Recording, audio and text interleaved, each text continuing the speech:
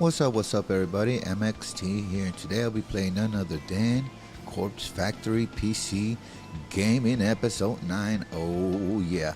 Now, if you guys missed Episode 8, oh my goodness, a whole lot happened. I will give you a spoiler, guy. Kojiro done chopped off one of his arms because Corpse Girl needed a corpse. So Kojiro found a corpse. But what happened was that this corpse was missing a limb. It was missing an arm.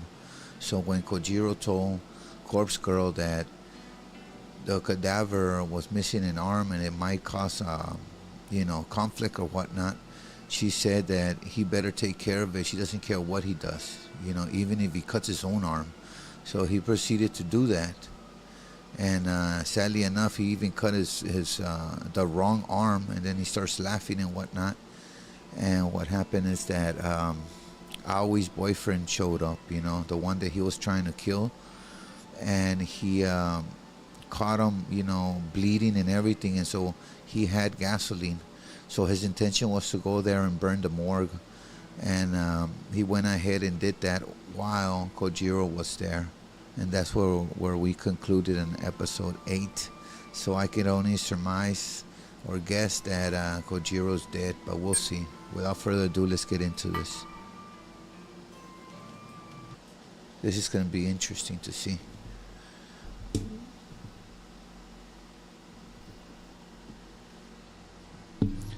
Oh, I'm so mad. Okay, so now we're going to get the story of Aoi. Since we already got the story of Kojiro and we know about Corpse Girl. I really wish I could scream at him. I really, really, really want to scream. Oh my goodness. Who is she talking about? Is it that pervert dude that's related to her? But he's one of my best customers. Yes, it is. He's one of my best customers. I just wish he would take the rules seriously. Well, I mean, if you don't enforce them, with an iron fist, sadly enough, there's going to be a lot of people that are not going to take it seriously. Thank you for the like, guys. Respect, respect. I said no free refills. No free refills, huh? Okay. Well, that's better than being groped, right? The squeak of my voice surprises even me. Gosh, I've never yelled at a customer before. It feels so liberating. I feel free. The customer hangs his head. He looks as guilty as I feel on the inside. Oh gosh, I shouldn't have raised my voice at him. Stupid, stupid, stupid. I'm going to get fired for this. I just know it. Sorry, Miss Aoi. I'll never ask again, I promise. Make sure you don't. Oh, Aoi's upset. That's it. Don't let him see you back down. Stand your ground, girl. Be firm, girl. There we go. Stand up for yourself. The customer curries away and I nearly faint from the adrenaline pounding through me. What a rush. She used to being a doormat pretty much, people taking advantage of her because she's an introvert and, she has psychological problems in the head as well. She has problems, her and Corpse Girl both do and stuff. And yes, they know each other since high school and they know that they both do. And they got in a little squabble over that not too long ago where they were pointing at each other's flaws and stuff, And then they came to and they said, why are we arguing with one another, So they're very good friends. I can't believe I didn't back down. Deep breaths. Deep breaths. When I feel like I've calmed down, I fetch a cloth and began to wipe down some tables. This place hasn't been too busy lately. I still shake when I think about the incident last month that drove away a lot of our customers. Now that incident last month, what she's talking about is when Kojiro went over there and was wielding a knife at her boyfriend because her boyfriend knows everything about Corpse Girl and whatnot. So he wanted to get some information, but her boyfriend wasn't really forthcoming, let's say. So he used tactics like breaking his fingers and stuff, just to get some info. And it worked. He got the information, but he was supposed to murderize him, but he didn't. Corpse Girl showed up and said, no, don't do it. Even though they agreed that he was going to go ahead and kill him, she showed up out of the blues and decided, no, leave him alone, because she decided she was going to use not Corpse Girl's website that murderizes people by sending them a photo and the address and the name and the phone number of the person. This is a new company. A new company does the same thing that the boyfriend belongs to. So she decides she's going to use his website to go ahead and have him murderized. That man, that tall, scary man with glasses and an evil face, he hurt my sweet little Junpei. Junpei, okay. So it's Junpei, the boyfriend. Let me write down his name because I keep forgetting.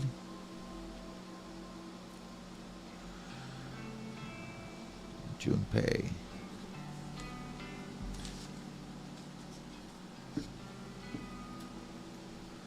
What kind of sick freak does such a thing? I know there's something between those two. I can't even forget the time. I can't ever forget the time that man left Junpei all bruised and broken on the ground outside his apartment. Yep. That was the second time that Kojiro attacked him. This time, the first time he attacked him in his apartments in the bottom, in the garage area, and then the second time was right here in the maid cafe, right in front of everybody, which I was thinking wasn't a good idea, but he still went forward to do that. So in his first encounter, he did beat him up pretty bad, broke his ribs, his fingers. I mean, he left him pretty bruised up. Junpei wasn't giving him much information once again. I hate that man. Who does he think he is, bullying my sweetheart? A pleasant little chime rings out from my pocket, and I recognize it as the notification I sent to let me know when the cafe is closing. Phew. Guess I better get going. I guess it's already closing time. Luckily for me, I'm not on closing duty tonight. My co-workers will take care of all of that. Awesome. All I need to do is sign out of the employee app on my phone, and my full shift will be automatically recorded. Then I'll get paid on time, just like usual. Bye, everyone. Later. I wave farewell to the other girls and duck out the front door. Wonder what she's gonna do. As usual, my cute little honey bee is waiting for me outside. Sup, baby doll? Man, Junpei, I mean, I don't know how he can be so calm and collective, man. He's just done burned the morgue and Kojiro in it, man. And look at him, like nothing ever happened. That's just too much. Junpei.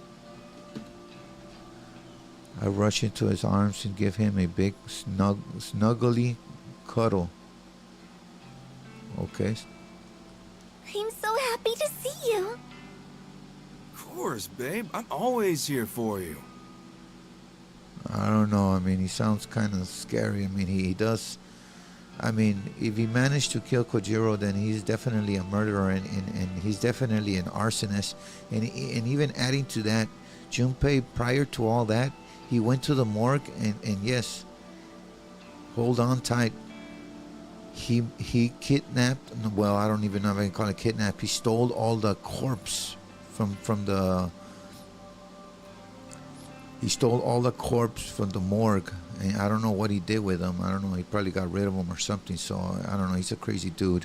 So don't be fooled by his demeanor and how he looks and how he's all calm and How's whatnot. your shift? How's your shift? Not so bad. Okay. Glad to hear it. Guess things really have changed around here. Yep. It's so much better since the old manager left. Since the old manager left. Oh, so the old manager left, huh? Good, good. You come tell Junpei if anyone else gives you trouble, yeah? Oh my goodness, man. Did the old manager leave? Or did Junpei have a murder lies? Or did he do it himself? OMG, man, this guy is dangerous. Now, Aoi has always had a difficulty with a customer. Again, this customer is related to her. And even though he's related to her, he still gropes. He still gropes her, he still touches her when, she already told him to not do that, and it's part of the rule not to. So I'm wondering, Junpei has already taken care of that or what? I will. But she seems very happy, so I snuzzle into his broad chest once more and immediately feel safe and warm. Can I come back to your place? Oh? Yes. All right. He holds my hand and leads me towards the train station. I'm so excited to be with him again. Well, she clearly feels safe and whatnot. Would you like tea, my dear? Would you like some tea, my dear? All right. Whoa now, Sugar Plum. You've been serving drinks to people all day. You go kick your feet up and I'll do the brewing. All right. Even though it's tea and you only brew coffee, I think Junpei is so thoughtful. Every word he says makes it clear how much he cares for me. Thank you. I heed his instructions and nestle myself comfortably into the sofa. As I wait for him to finish up in the kitchen, I scroll through my noise feed. I don't have that many friends on there, mainly just family members, but I still like to see what everyone is up to lately. Thanks for the like, guys. Plus, Junpei always shares funny memes and pics on his profile, so I love seeing those. After scrolling for a minute, I come across a status update from a friend I haven't heard from in a while. Oh, that's interesting. Oh, Noriko. 2 hours ago, okay. Noriko Kurosawa is Corpse Girl, or at least we've been led to believe, because there's speculation that maybe she's not Corpse Girl. I don't know. I think she is, she's a split personality, She's not well in the head, let's just say. Hey. Aoi. Oh, look. That day, Corpse Girl, or What does that mean? Kojiro, that day they went to the cafe to murderize her Aoi's boyfriend. Remember, Corpse Girl went there too. So I don't know if Aoi's seen her and now she's, kind of like hesitant to be her friend or talk to her, because, she was talking to Kojiro, and Kojiro was injuring her boyfriend. So I don't know. It's going to be awkward to see what happens. Her entire post is short and meaningless. It just says, hey. What on earth could she mean by that? When was the last time I talked to Noriko? Okay, so she didn't see her that day? Because remember, once Kojiro was in a maid cafe, he was wielding a knife. Because what happened was that Aoi seen Kojiro hurting Junpei, and she gathered up some of the customers to help her, get rid of them and stuff. So Kojiro pulled out a knife, and the customers got scared and they left, So I can only speculate that Aoi also left and didn't see when Noriko got there and started talking to him to stop him from murderizing him. I guess. We'll see. When was the last time I talked to Noriko anyway? She used to call me all the time. I used to call her too. But somewhere along the lines we fell out of touch. After I introduced her to Junpei, I kind of got the feeling she was jealous. Oh, okay, so she didn't see her that day. Jealous? Noriko always had feelings for me. Maybe being introduced to my boyfriend really hurt her.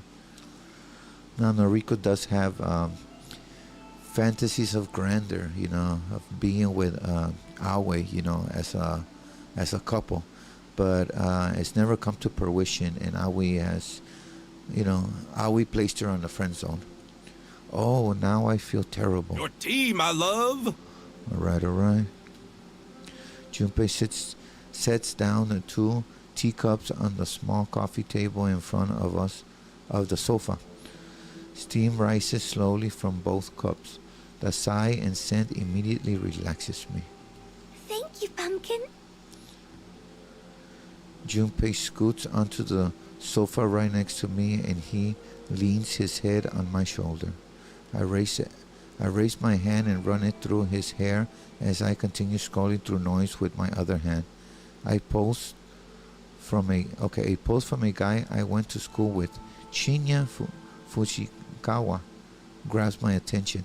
Okay, Shinya helped get a job for Aoi when Aoi needed a job.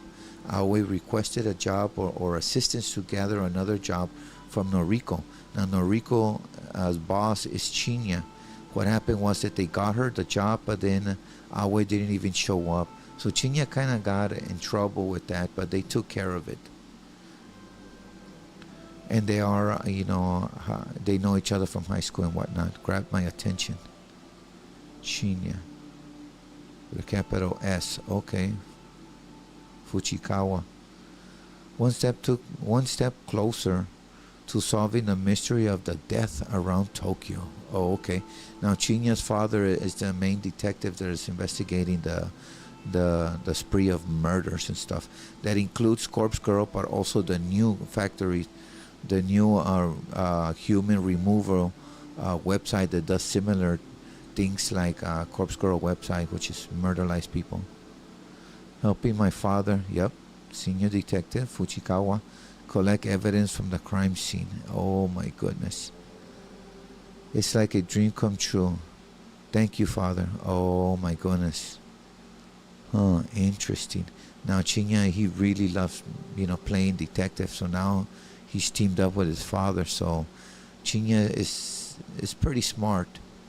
So I'm sure they're gonna discover it very soon. Interesting. I think Shinya always wants to be a detective. That's right. I think Shinya always wanted to be a detective. That's what they tell us, but he's not. So I don't know what happened there. Come to think of it, we were supposed to work together at Tomoji. Shinya lined up that job for me, and I exactly. Who's this dude? Junpei gaze Jun's gaze is fixated on Shinya's profile picture. Oh, Shinya? I tap on his pic and load his full profile. We went to school together.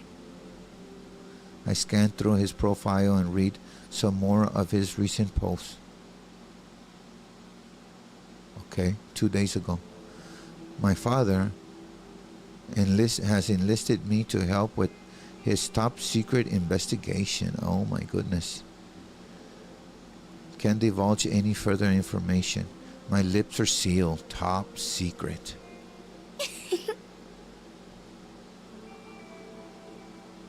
Four days ago. So happy that I managed to get a lead on this case. So they have a lead.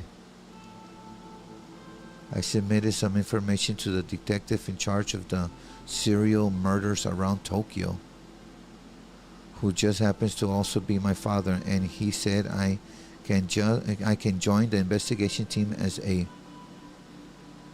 a probationary member. This guy has a real father complex, doesn't he? Maybe. 7 days ago. Oh my goodness, she's looking way back. No one tells you what to expect when you experience heartbreak. What? Experience heartbreak from Chinya? No way. No one tells you how hollow and empty you will feel. It's important to throw yourself into your work. I will do so. Okay. Heartbreak, huh? Heartbreak? Something about this dude tells me he's never had a girlfriend in his life. Well, you're wrong. Huh. I wonder. You're wrong. 8 days ago. Damn, she's going back.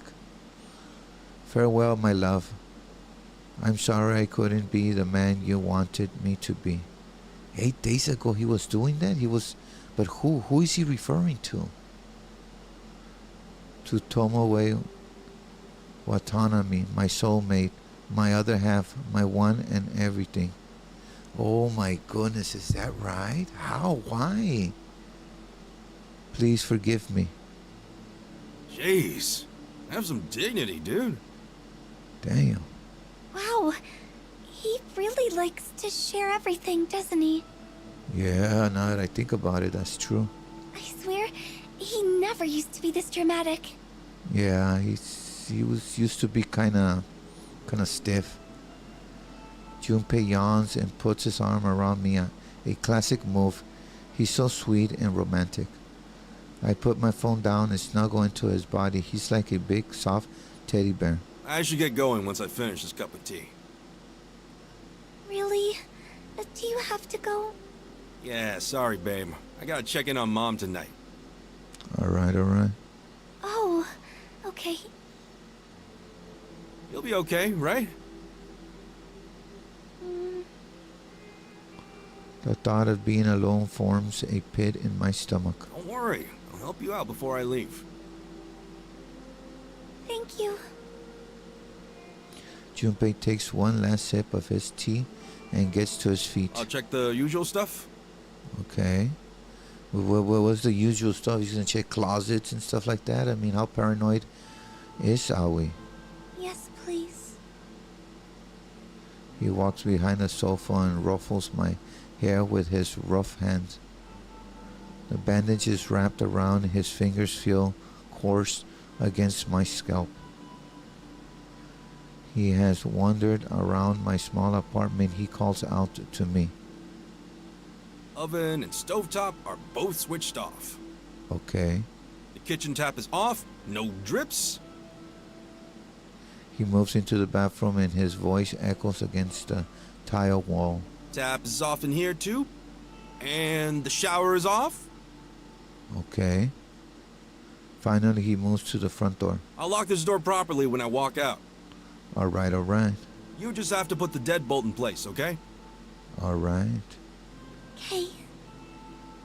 Okay, so I guess he does that all the time. So, yeah, Aoi and Corpse Girl, they both have, you know, some problems and whatnot. Corpse Girl does on occasion take medication, but she sometimes stops taking it and she loses it. I mean, talking about like loses it, right? So now I'm wondering if Aoi takes medication as well. Thank you. Who knows? We'll see. Anytime, sugar. I'll see you tomorrow, okay? Okay. Love. With that, Junpei walks out the door and closes it behind him. I quickly dash from the sofa to the door and slide the deadbolt into place. Now, Aoi, sadly enough, where she works in a maid cafe, has run into stalkers. So I can only assume that that's why she's scared, you know, that a stalker would follow her home. And interestingly enough, in real life, that does happen. All done. Okay. The door is locked. The door is locked. The door is locked. Wow, wow. Now, that's severe. I mean, her fears are pretty severe. She must have some PTSD going on or something. I take a deep breath and tiptoe back to the sofa, then collapse onto it. Junpei is so good to me. He truly helps me out. When I'm alone, I find it so hard to be sure that everything is in order. I can't sleep or leave the apartment if there's a possibility that I've left a tap running or an appliance switch on. I can't relax if I think the door might be unlocked. I have to check things again and again until there's no shadow of a doubt that things are the way they should be.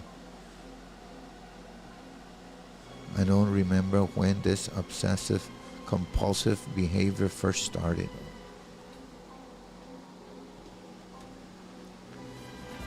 Yo, we got none other than Sun God Priest in the house.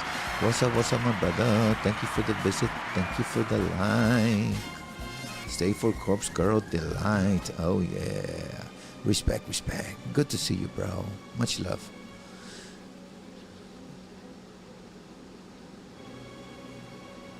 Awesome.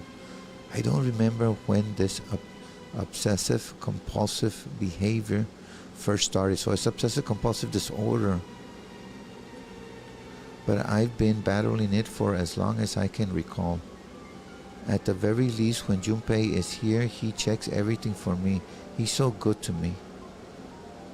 It saves me so much time. It stops me from having to stand in front of the kitchen sink for 5 minutes, constantly checking and double checking if the tap is running. Wow. Wow. 5 minutes standing there checking the tap water. Damn. Logically, I know it's easy to see if water is flowing from the faucet. You can see it, you can hear it, and you can feel it if you slip your hand underneath the flow. But logic rarely applies when I find myself second-guessing my own senses. I can glance at the faucet and tell myself that it's been turned off properly. It's not dripping. But when I turn away, what if I'm wrong? What if it's actually still running? I feel like my mind is betraying me. I feel like I can't trust anything I see or hear. When in doubt, it should be a simple matter of just quickly checking one more time. But the more I check, the less certain I become. And it's not just the faucet I have trouble dealing with. It's nearly everything. I unplug appliances from the power socket to make sure they're definitely not still running. I flick light switches on and off 20 times in a row to ensure I haven't left a bulb on when I leave a room. Goodness gracious, now come on, tell me that she's getting professional help, because this is extreme. I open and close doors repeatedly, and locks are the worst. I have to examine them from every possible angle to convince myself that no one can possibly break in. That is a horrible way to live, man. I can only say my condition is completely and utterly effed up. Exactly what I was thinking, yes. Struggling against it has caused other horrible afflictions to evolve inside of me. Anxiety, depression, self-hatred. Damn. She has a full plate right there, man. With anxiety, depression, self-impression, self-hatred. I just feel like I can't do anything without the shadow of my compulsive behavior looming over me and controlling me.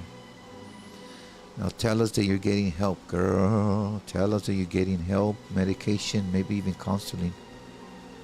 And so tonight, like many other nights, I decide to sleep right where I am, here on the sofa, okay? Getting up and going into my bedroom is too much effort. Damn. Sleeping where I am is just much, much easier. Okay, well, as long as she gets a good night's sleep, right? I begin to drift off, my face planted against the sofa cushion, my legs draped over the armrest.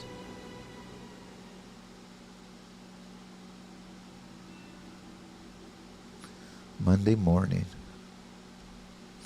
I'm thankful I don't have to work at the maid cafe today. Alright, it's her day off, so now we get a chance to see what she does on her day off. My neck is a little sore from a terrible night's sleep, but I won't let that get me down. Well, there you have it, guys. She had a terrible night's sleep.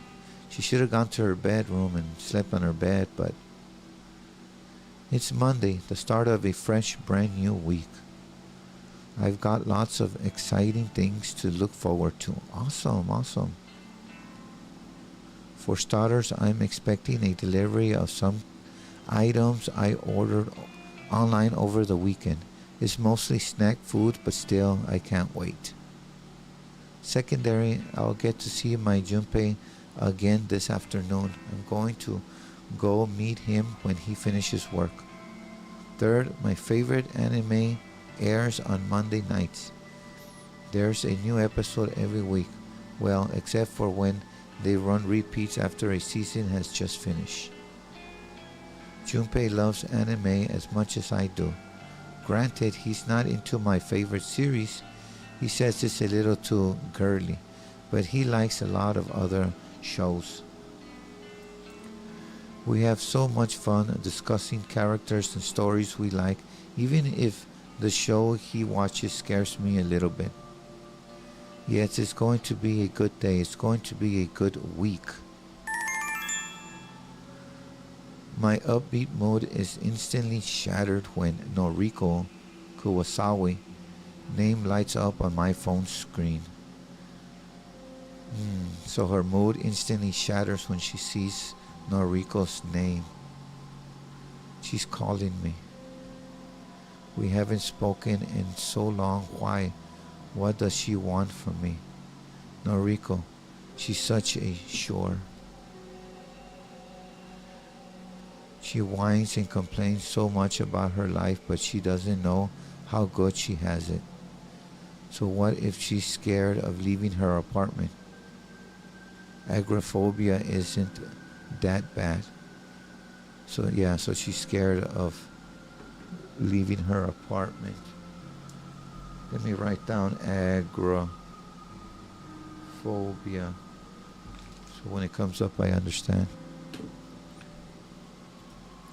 I'm scared of everything. Everything.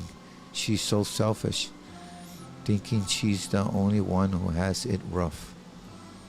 I'm so tired of tiptoeing around her feelings as her stupid sensitivities. Hello? Aoi? Hi, Noriko. Hey, listen. I know it's been a while, but can I stay at your place for a few days?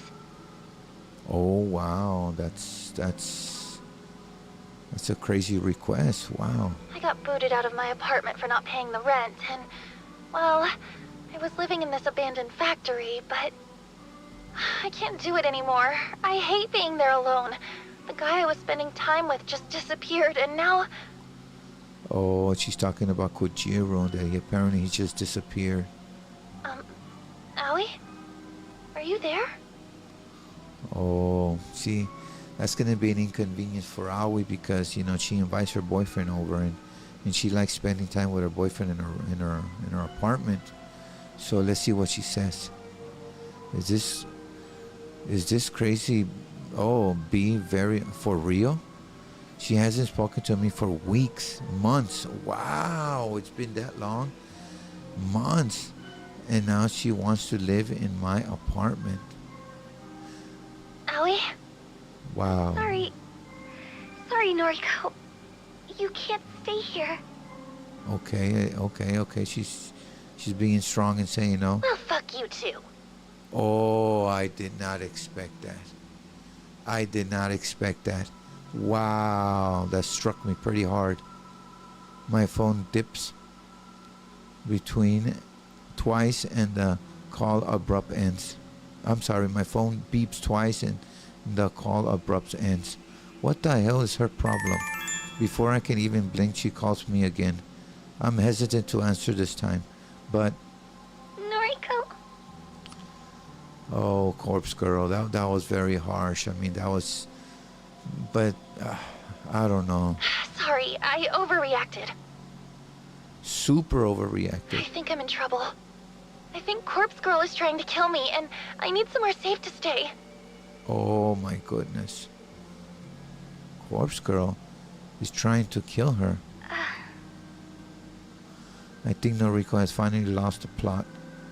Whatever silver of sanity she once held onto has finally slipped between her fingers. Noriko, Corpse Girl isn't trying to kill you. Aoi's boyfriend, Junpei, knows that Noriko is Corpse Girl.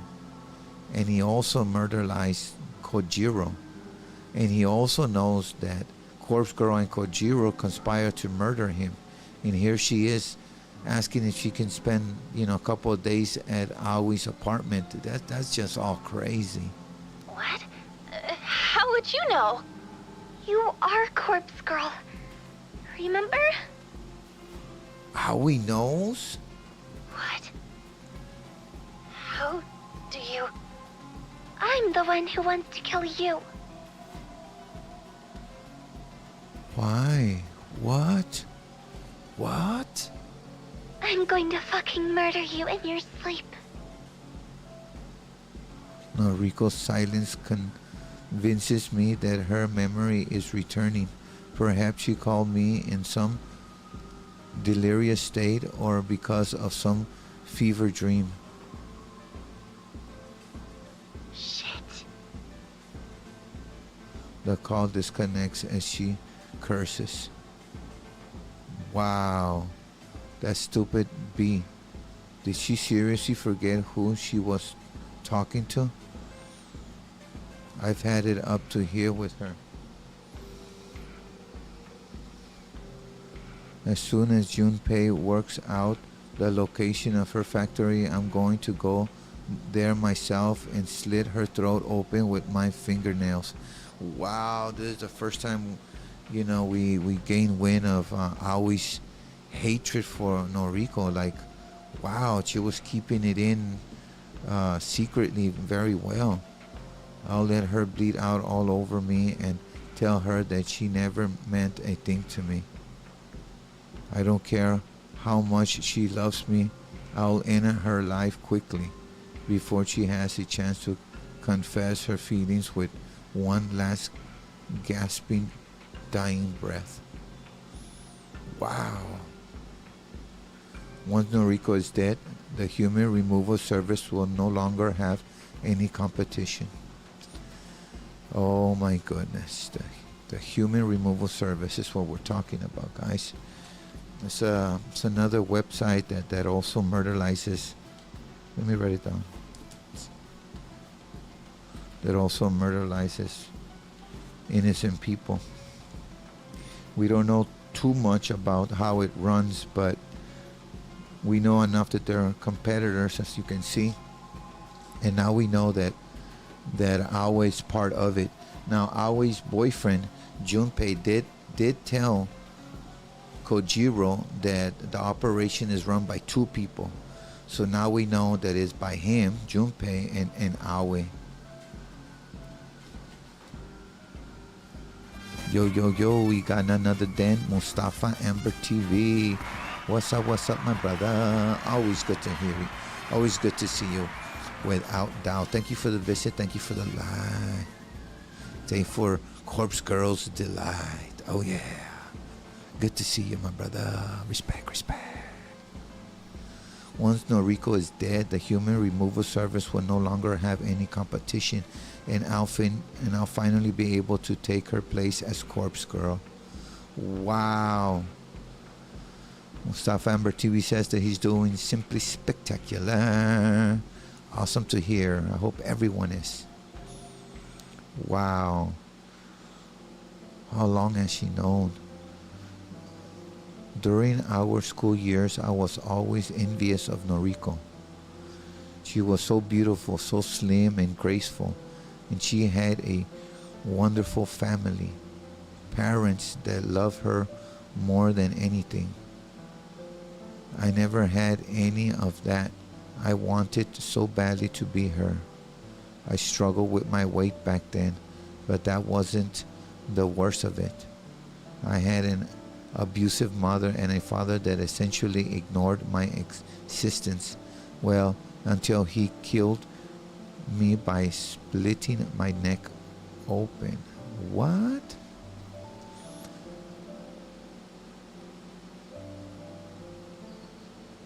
I would have given anything to trade places with Noriko and feel alive again.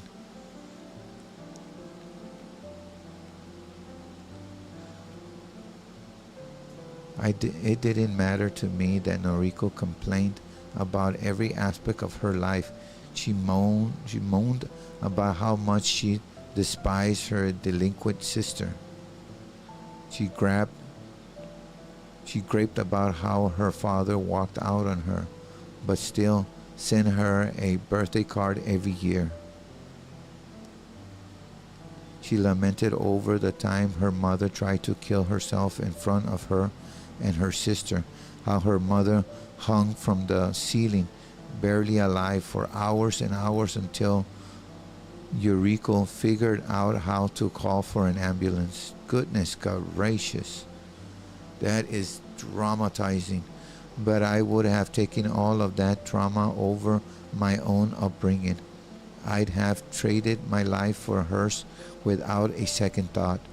Noriko had no idea how lucky she was. Even after all these years, I never really overcame my envy of her. I even went so far as to request her death through Corpse Girl's website. There it is. We were wondering who requested Corpse Girl's death, and now we know it was Aoi. Of course she didn't die. How could she have? Junpei figured it out before I did. He forced his way into Corpse Girl's website and viewed all of the death requests. Someone, Noriko, had placed a comment on the request I submitted. A single line of text, never intended to be seen by other eyes. That's me, B. Knowing that she had become Corpse Girl made me jealous. Made my jealousy grow. I wanted to take her place. I wanted people to fear me just like they fear her. Yo, yo, yo, we got another Dan Granite Plays. What's up, my brother? Always good to see you. Thank you for the visit. Thank you for the like. Stay for Corpse Girl's delight. Oh, yeah. Respect, respect. Good to see you. So then we found out that Noriko, her best friend from high school, now we're knowing that, I don't know, maybe they weren't such best friends or whatnot because she was very jealous of her, found out that Corpse Girl was Noriko through her boyfriend, and she was very jealous. I wanted any other life, anything that would let me escape my own hellish half existence. Thanks to drooling through her website, Junpei soon figured out the whole thing was essentially a hoax. Corpse Girl had no ability to cause death. Noriko was simply trying to con people into ending their own lives. How are you? I'm doing phenomenal. Gradient Plays. I hope you are as well. It was pathetic. It made me laugh. I decided I would play along with Noriko's delusion in order to ensure her downfall.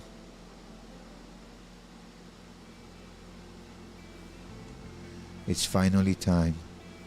I get to meet Junpei at the station and walk him home.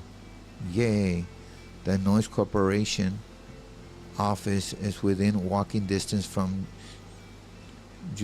Junsuki train station. Getting there is a breeze. So the Noise Corporation office, huh?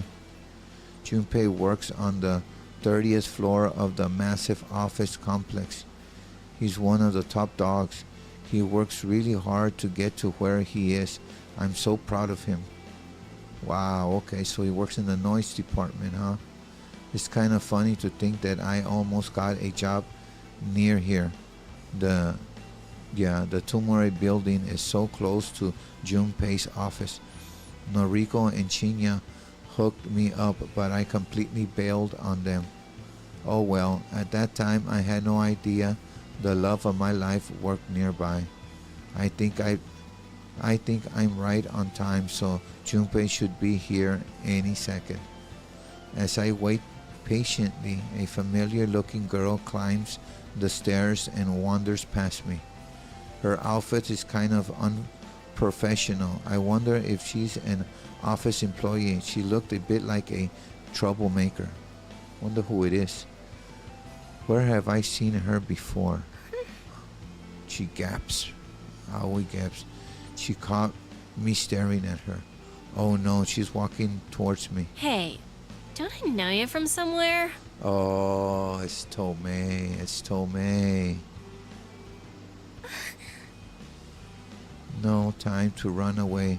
She's right in front of me. Yeah, you're Noriko's friend, right? Aoi? Yup, she guessed it. Noriko's friend. Everything's always about effing Noriko. Yes, and you are? The brash girl whoops her hair out of her face and leers at me. Tomoe, a friend of hers as well.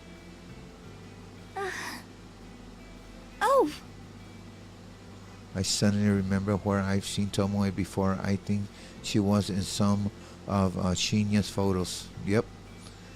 Is she the girl that Shinya was dating and broke up with? how is Noriko? Dunno. Was hoping you could tell me. Haven't seen that skank in weeks. I see. I haven't seen her either. Okay. Righto. Well, I'll see you around. Just like that, the girl brushes past me and doesn't even look back. Bye. So, she hasn't seen Noriko, huh? I watch her as she wanders along the platform. Yo, babe! Junpei. What up, doll? Hey, that chick you were just talking to? She works at Temuchin. I see her walking around here all the time. Yeah? She's the one I told you about. Wait, that's her? Yup. She used to help that Kojiro asshole deliver putties for Corpse Girl. I've been waiting for ages to introduce you to. Oh! I nod at Junpei and immediately break into a run. Go get her, babe.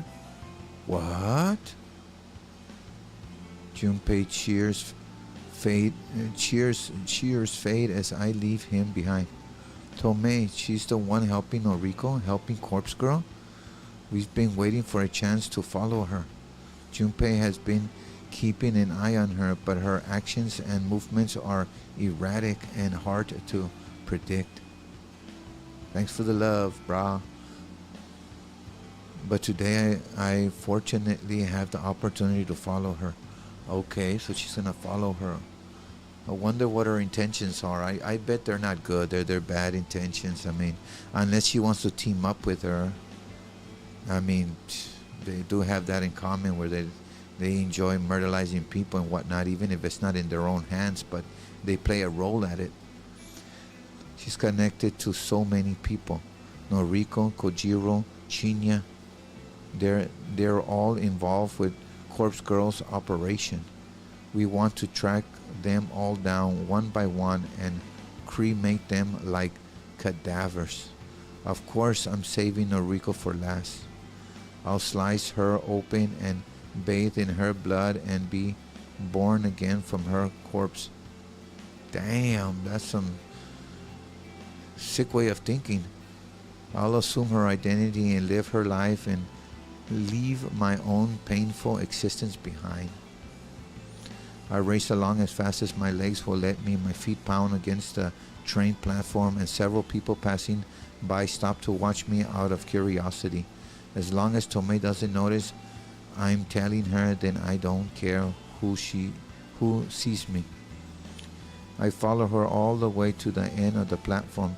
Then I blend into the crowd as we board the same train.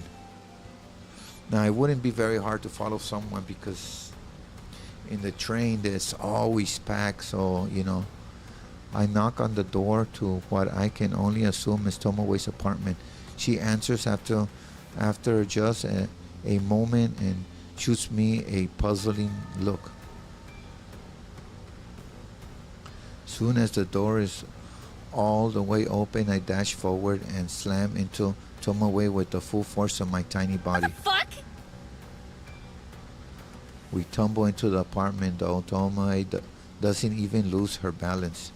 She's a lot bulkier than I am. She absorbs most of the impact and manages to remain standing.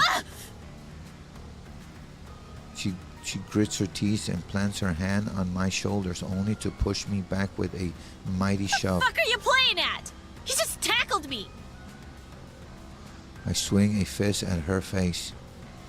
She catches me off guard when she sidesteps my punch and brings her knee up into my gut. I reel back, but the injury doesn't bother me. Take that, you dumb skank. I'll teach you to attack me. I don't care if you're Noriko's friend. I'll put you in the fucking ground! Her long, fake nails rack across my face and blood pours from my torn skin. Oh my goodness, she done pissed off Tomoe bad. But I stand firm and stare her down. You're allied with Corpse Girl, right? Is that what this is about? I don't give a shit about all that anymore. It's all behind me. You know Corpse Girl's identity? Of course I do. Why? Are you curious? Got someone you want to have killed? Yes, Corpse Girl. No. I know that it's Noriko. You're damn right. I should have guessed that a friend of hers would be just as psychotic. Yep. Noriko can go fuck herself for all I care. I'm done with her shit. So am I. I'm going to kill her. Wow, that's straightforward, man. Tomoe raises an eyebrow. That so? Well, she kinda has it coming. I see. Corpse Girl is done and dusted. Doubt the public even remembers her these days. It's all about the human removal service. Noriko's just Noriko now. But I still won't forgive her for what she did to Kojiro. Oh, what is she talking about? Does she know something I don't? What happened to Kojiro? Do you even know who he is? I do. He warned me about her, you know? He said she'd discard us as soon as we weren't useful anymore. Sure enough. She had him killed. Fucking burned him alive. Damn. Interesting. Tomoe thinks Noriko killed Kojiro when in reality, Junpei took care of that freak. He burned the entire morgue down around him. Yep. I suppose Kojiro's death caused Noriko and Tomoe relationship to fall apart. Everything worked out better than Junpei planned. Noriko will die. And so will you for your role in helping her. Oh, come on, girl. How are you gonna go there and start threatening people like that? Oh, come on. Why are you so insistent on messing with me? I ain't never done nothing to you. That's true. Hang on. Even though this girl exudes an air of stupidity, I didn't expect her to actually be this dense. Surely she's figured it out by now. Are you with the human removal service? I don't say anything. You're kidding me. You're the one Noriko has been fighting against this whole time. And you're her best friend. Yup, at least we thought, because I mean... Your point? Are you the leader of your little group? No. Right. Then Tomoe pauses to brush her hair behind her ears. I strike. My hand darts forward and grabs her throat, and I begin to crush it between my fingers. The girl kicks and flails, but beats her fist against my outstretched arm, but I don't flinch. Her gurgling and thrashing brings me no joy. I wish people would simply accept their fate. Oh, come on, Tomoe. I mean, come on, girl. No way. You better fight for your life. Despite how tightly I squeeze her throat, she manages to form the beginning of a word. I can only guess that she's trying to call for Chinya. Oh, Chinya, the idiot boy she already broke up with. He can't save her now. I tighten my grip and stride forward,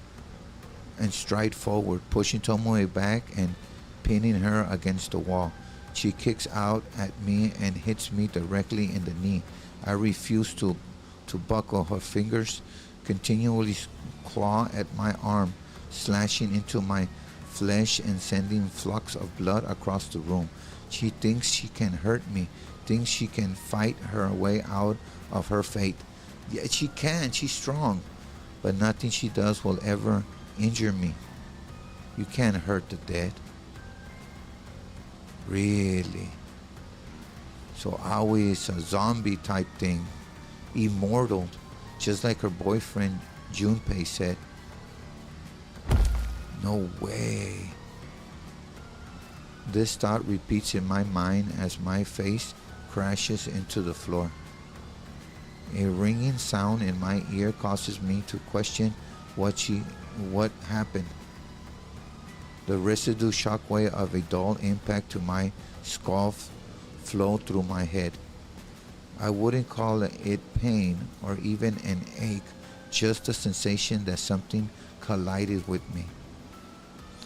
But I'm already on the floor, my lips pressed against the hardwood, my eyes twitching and examining shreds of pottery falling to the floor around me. Okay, so Tomoe got a pottery some sort and smashed it in her head.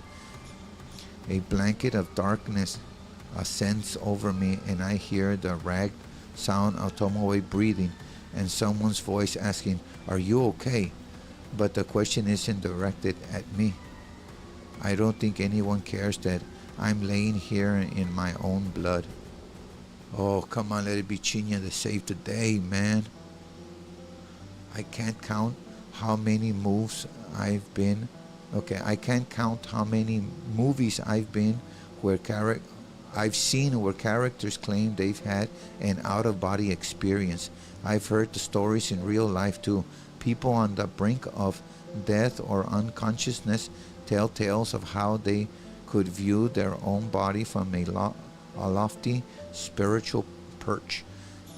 I never put much stock into such nonsense. How can someone dead or dying view the world with any form of clarity? When I died all those years ago, I didn't expect any such thing. It was kind of disappointing, even though I didn't expect much. Being clubbed across the head in Tomoe's apartment was a completely different experience than the time glass shears pieces my neck. Okay, when glass shears piece my neck. I'm sorry. When glass shears I feel like I'm teetering on the edge of consciousness. Riding along on the hard floor, I can see some light, some blurred shapes, and I can see my body down below. My body delicate and frail and slowly decaying. I don't get it. Why couldn't I have an out-of-body experience now all time? I sure as hell didn't experience anything of the sort when my father slit my throat or my neck. Goodness gracious. Could she really be immortal? I don't know. I mean, damn, so far everybody in this visual novel is crazy somehow or another. Even Chinya has some issues, but I mean, so far he's the one that's more sane. So why now? I wonder if any of my victims ever suffer from hallucinations like this before dying. Did Kotami, Ida, and all of those people on the train platform experience this after I cut them open? Oh my goodness, now we know that it was Aoi that murderized all those people. Did they also helplessly look down on their own bodies from above as the train screeched past? Granite Place say, what happened to Aoi? I don't know. I guess this is the real Aoi. We were only given so much information about her previously. Now we know that she could very well be immortal, or at least she definitely feels that she is. And then we got Emi Kososano. Boy, did she scream when I pushed her over the balcony railing. Oh my goodness. So it's been Aoi that's been murderizing the victims. from Corpse Girl's website? Now, we did speculate and assume that there was somebody helping because Corpse Girl was thinking maybe someone is helping me, but then she pushed that aside and now it's coming to fruition. Did her spirit leave her body to look down on her splattered corpse? What about the other nameless souls I've claimed from Noriko's website? There have been so many bodies piled up, countless gifts pledged in Corpse Girl's name. I didn't kill them because I wanted to shed blood. I did it to delude Noriko. That was the goal at the start anyway. Noriko never caught on to what I was doing. She took all the credit, thinking she was some all-powerful being in control of the fate of their victims. She never even tried to understand the truth. I slaved away for her, cutting and strangling and slashing and slicing. I piled up bodies for Noriko, but Corpse Girl claimed all the killings. It was a pointless endeavor. I think she would have spiraled into madness even without the power trip. I suppose it doesn't matter now. Things have changed. My only focus now is to kill Noriko. I should have done so right at the start. I'll kill her for wasting my time. As I look down on the body below, I see a girl too scared to go on, too scared to strangle anymore. It's a shame. If I wasn't killed years ago, I might have had the chance to live a normal life. Well, there's nothing else for it. I feel my spirit returning to my body. It's a strange sensation because I know I'm not returning to life. How could I? I've been dead for too long.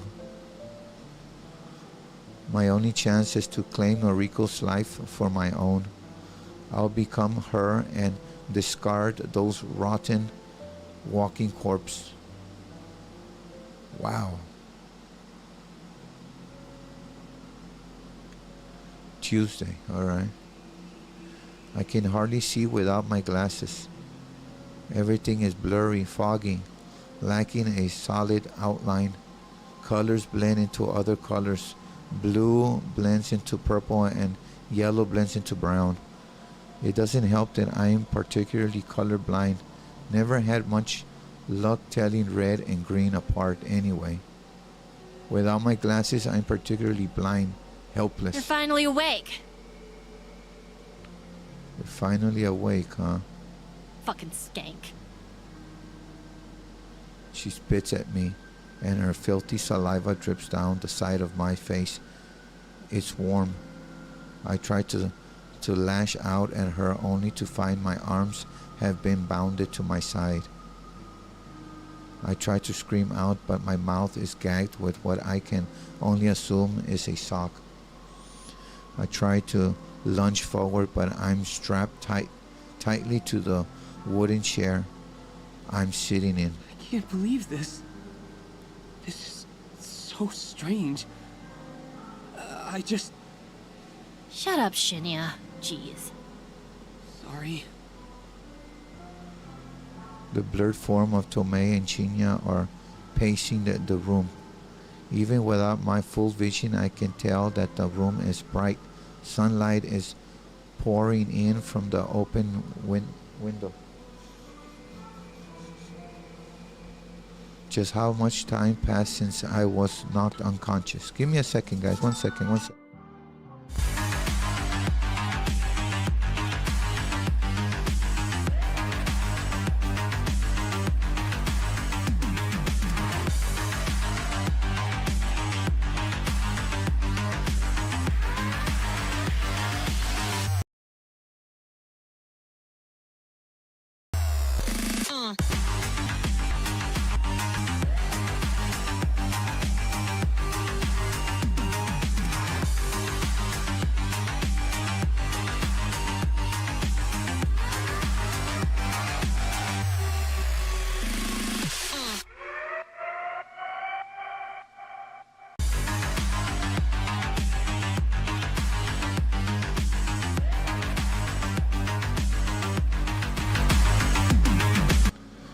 all right. Sorry about that, guys. Respect, respect. Just how much time passed since I was knocked unconscious? And why have they tied me up here? I scream into the mouth gag, somehow loud enough to capture their attention. Tomei strides towards me and pulls the damp sock from my mouth. What? What do you want? I mean, she did attack Tomei. I mean, let's be fair. I mean, she's defending herself. I mumble something about being unable to see. Tomei swears. Okay, Tomei swears, tumbles around for a bit, then forcefully pushes my glasses on my face. What are you going to do to me? I don't know. That's up to this genius. Her arm gestures towards Chinya, a pointed finger loaded with accusation. Me? Look, I didn't mean for any of this to happen. I just saw you were in trouble, so... Yeah, and she was in trouble. Why are you here anyway? We're done. Over. Oh, no, come on. He just saved your life, girl. And why are you over? What happened? I wanted to see you. I'm not in the mood for their lover's quarrel. Let me go. Or bury me. Wow. Either way, don't keep me here. You nearly killed me, bitch! It's taken all my strength not to murder you right here! That's true. Go ahead. Try it. You can't kill the dead. You're a freak. Let me call my father. I'm sure he can take her in for questioning. Hell yeah. He can find out her motives for attacking you. I already know why she attacked me. She's trying to take down everyone associated with Oh. Tomei cuts herself short. Never mind that. Yeah, I see, that's the problem. If Chinya's father gets a hold of Aoi, and question her, then everything's going to be exposed completely. And a lot of people are going to be going to jail without doubt, especially Tomei. I wonder, is Chinya not privy to Tomei's relationship with Corpse Girl? Intriguing. As Tomei's former boyfriend, I simply assumed he was a part of the operation. I thought he was an accomplice. If he doesn't know anything, then I don't need to kill him. One less person to deal with before I go after Noriko. However, I need to focus on getting out of here first. If you let me go, I'll never bother you again. That's a lie. There it is, a lie. Why should I believe you? You followed me to my freaking home! I'm sorry. Lie. Then I'll exchange information for my release. I'll tell you anything you want to know. How's that gonna help, man? I mean, Tomoe is already out. I don't think she cares about anything. Lie. Like I care! I'm done with all the shit between Noriko and you! Exactly what I was saying. She just wants out. She wants to be free. Noriko? Has she got something to do with this? Shut up, Shinya! Shinya. Perhaps he's my ticket out of here. I turn my head to him and wait until he looks directly at me. Shinya, I'm so thirsty. Can I have some water? He pauses, but since Tomei doesn't refer, he ducks out of sight. He ducks out of sight. He returns within seconds, holding a half-filled cup out to me. I bob forward as best as I can against my restraints and take a sip of the lukewarm tap water. Thank you. It's worth noting how easy he is to manipulate. He's the complete opposite of my Junpei, who is strong and independent and doesn't let anyone mess with him. So, about my offer, will you let me go if I share information about the human removal service? There it is. This is the first time Chinya hears that. Chinya's face turns pale. The human removal service? That's... Yes? I really couldn't care less about all of that. Yep. I told you, I'm done with everything. I see. Tomoe. She might have information that can assist with my investigation. We have to accept her offer. Oh, please. You're no cop as much as you fancy pretending to be one. I already told you that Father accepted me as part of the investigation team. You're a hack, a wannabe. Yeah, but why you always so angry at him, man? He just saved your damn life, girl. Relax. Take a chill pill, man. Why can't you just be happy for me? Shut up! Shut up! Shut up! Tomoe storms off. The sheer force of her anger causes the walls to tremble. Chinya and I are alone in the room. That was a bad move because now she can speak freely. I don't waste another second. Here we go. She's gonna spill the tea. Shinya, I don't know everything that's going on, but it sounds like you're trying to solve the murder cases, right? That's right. I'm really helping the investigation team, you know? That's good. Very good. Please, I have information that might help you. Will you let me go if I share it with you? His nervous eyes dart around, searching for any sign of Tomei's presence. And then he looks me dead in the eyes and says the very last thing I ever expected to hear. I'll let you go if you help me kill Noriko Kurosawa.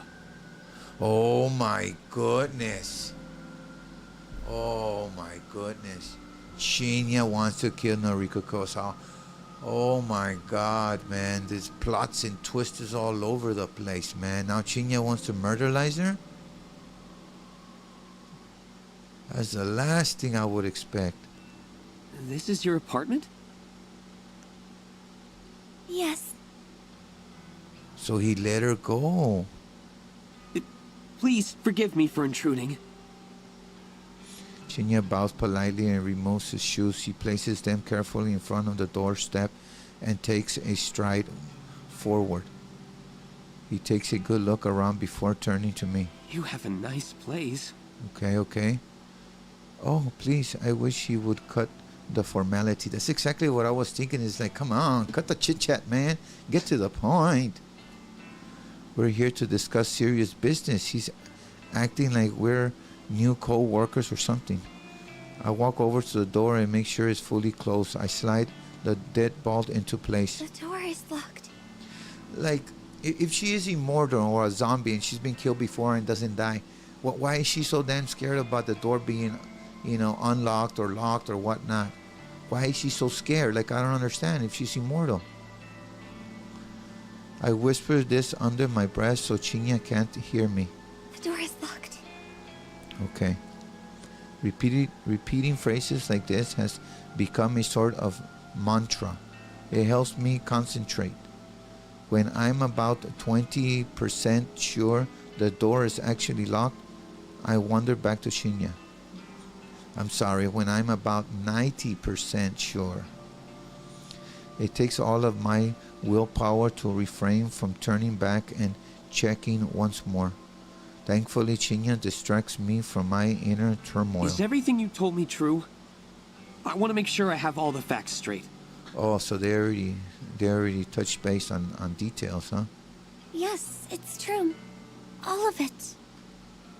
Truth intermingled with lies is still the truth, right?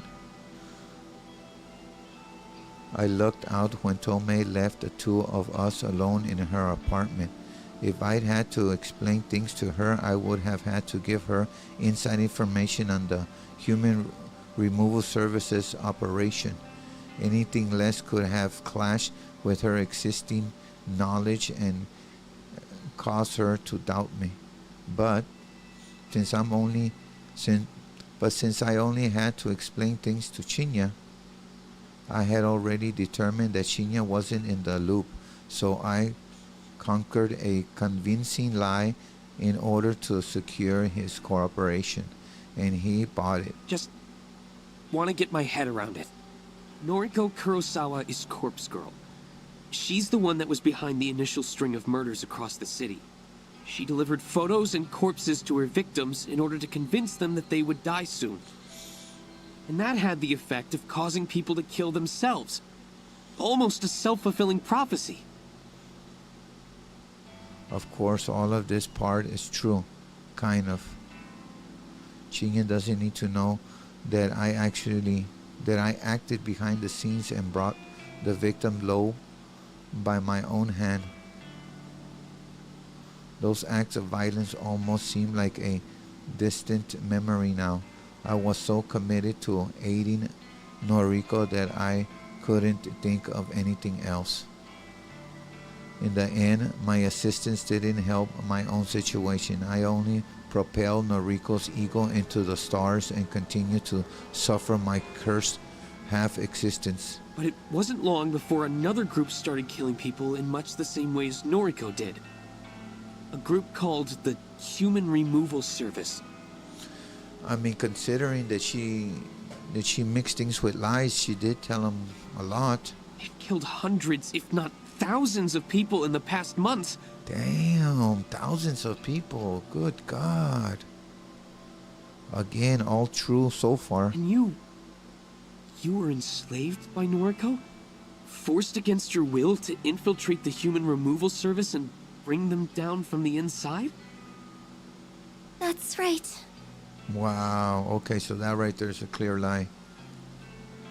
Huh. He's a effing idiot. That explains why you want to kill Noriko. You want to be free from her. Even if it isn't exactly the legal thing to do.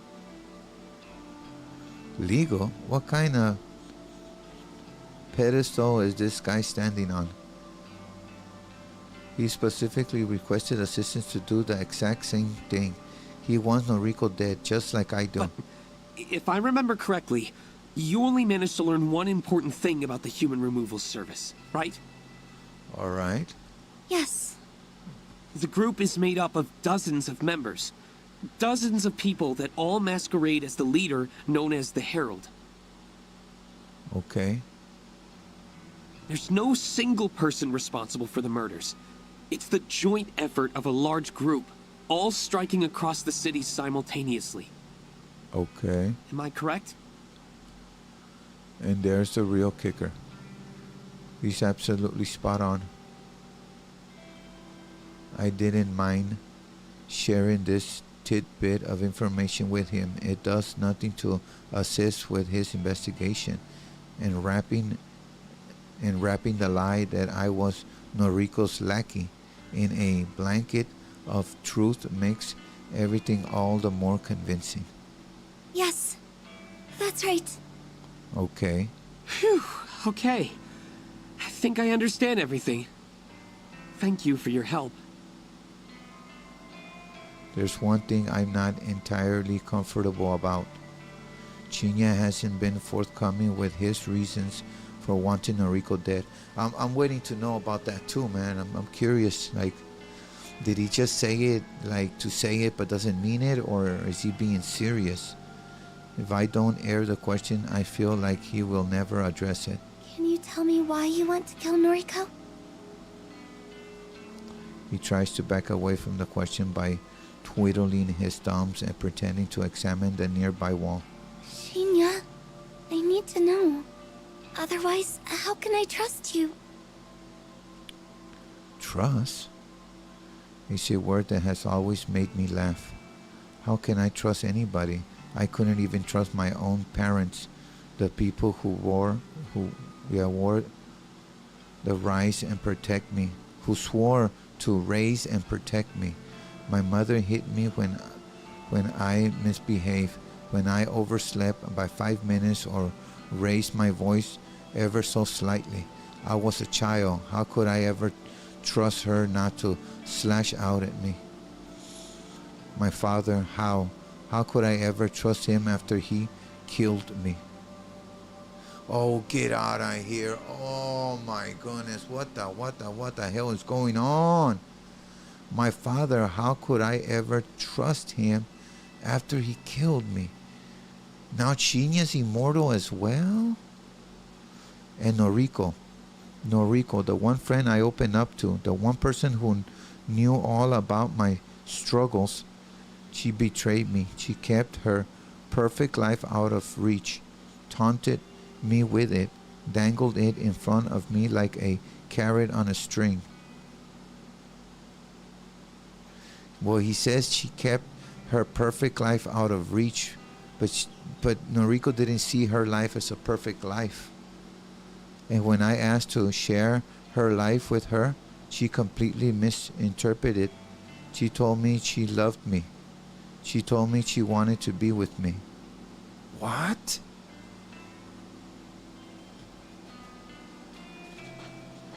Okay, let me read that again. When I asked to share her life with me, she completely misunderstood. She misunderstood it. She told me she loved me. Told me she wanted to be with me. Well, where was the misunderstanding then? She wanted to shower me with gifts, hold my hand, be intimate with me. She wanted to be my girlfriend, but how could I ever be intimate with her after what I went through? She didn't understand me. She didn't understand that I wanted to be her, not be with her. Good God. Good God. Aoi and him both were jealous of Corpse Girl. But what were they jealous about? I mean, we already know Corpse Girl's life and it's not that beautiful. She wouldn't trade lives with me, so how could I ever trust her? How could I trust her when she said she loved me but wasn't willing to make a sacrifice to make me happy? Everyone is full of poo-poo, and I'll never trust anybody again. Junpei spends every day trying to prove his love to me. He assists me with my compulsive behavior. He helps me do my shopping, helps me keep my apartment neat and tidy. Oh my goodness, I was getting confused. 1,000 apologies. I think this is Aoi's thoughts. I thought it was Chinya. Do I trust him? No. I know what he wants from me. He's no better than Noriko. He's willing to jump through loops for me in the hope that he'll eventually conquer my flesh. Even when he tries to help out with my compulsions, I don't have full faith in him. He takes it upon himself to complete my checklist of rituals in order to spare me the stress. But more often than not, I still have to go ahead and double check everything just to make sure he didn't F anything up. If I can't even trust him with that, then I know I'll never be able to trust another soul with anything. Looking at Chinya now, pacing nervously around my apartment, I decide to not put any stock into what he says next. There's no way in hell that I'll believe whatever comes out of his mouth. Noriko is my friend, but... Okay, so it was Aoi talking, guys. It wasn't Chinya. But what? Come on. My father, Chief Detective Fujikawa, in case you didn't know, has declared her the prime suspect of our investigation. Oh, there you have it. There you have it, guys. Thing is, Father isn't the most lenient person. And he's been cracking under stress lately. If he finds Noriko, if he arrests her, Yeah? there will be no trial. She'll simply get life behind bars. Guaranteed. Okay. Chinya hangs his head and hears a quiet sob. That our country's idea of justice? She doesn't deserve anything less than death for her crimes. Wow. Okay, Chinya wants to murderize her because of Corpse Girl's murderous rampage. What he doesn't know, it was Aoi doing the murderizing. Letting her live safely behind bars isn't a punishment. It's an act of mercy. I want to ensure Noriko receives true justice, fitting judgment for the lives she destroyed. What he's saying just doesn't add up. How does he know she won't receive the death penalty? It's true that it's not a common punishment, but it is still legal in this country, especially so far cases of mass murder. Does Chinya have information that I don't? I need to find her. I need to hand her the justice that my father is too cowardly to deliver. Whatever. I'm already sick of this guy. He acts like he's been personally wronged by Noriko's crimes, like he's so high and mighty and knows what's best. I doubt he knew a single person that Noriko killed. Fine. To be honest, I don't really care about your reasons. And that is being honest right there, As brutally. long as you want Noriko dead, then our goals are the same. But I have to ask, will you turn yourself into the police after you kill her? There you go. That's a good question. Once again, Chinya hangs his head. I'd be a hypocrite if I didn't. Why? I mean, goodness gracious. Now he's saying that he'll murderize her and then go to jail for the rest of his life. He may even get the death penalty. That's just dumb. He leaves his sentence hanging in midair. It wasn't exactly a confirmation. There's only one problem. I have no idea where Noriko's hiding. She doesn't live in her apartment anymore. She doesn't show up to her office. Well, Aoi, if you really wanted to kill Noriko, you should have left her. You should have let her come over to your apartment to live with you a couple of days. You would have taken care of it there. But instead, it went south. I know that she has a factory that she runs her operation from, but I can't find it. I see. I might be able to help. Tomoe and Noriko used to spend a lot of time together. Yep. Not sure what they used to get up to, but I'm sure what they used to get up to, but I checked the travel history on Tomoe's IC card, and she made a lot of trips to Shinokubo. her IC card. For people traveling by train every day, buying single-use tickets is often a pain in the ass. Reusable IC cards are much more convenient. You can top them up with money and simply wipe them at the ticket gate to have your train fare automatically deducted.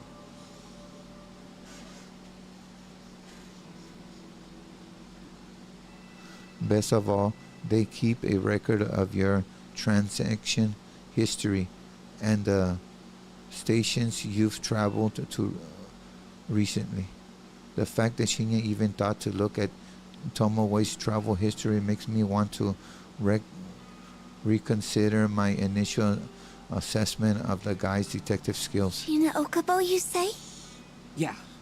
Can't imagine what she was doing there, but all the dates she traveled to that station coincide with days she claimed to be hanging out with Noriko.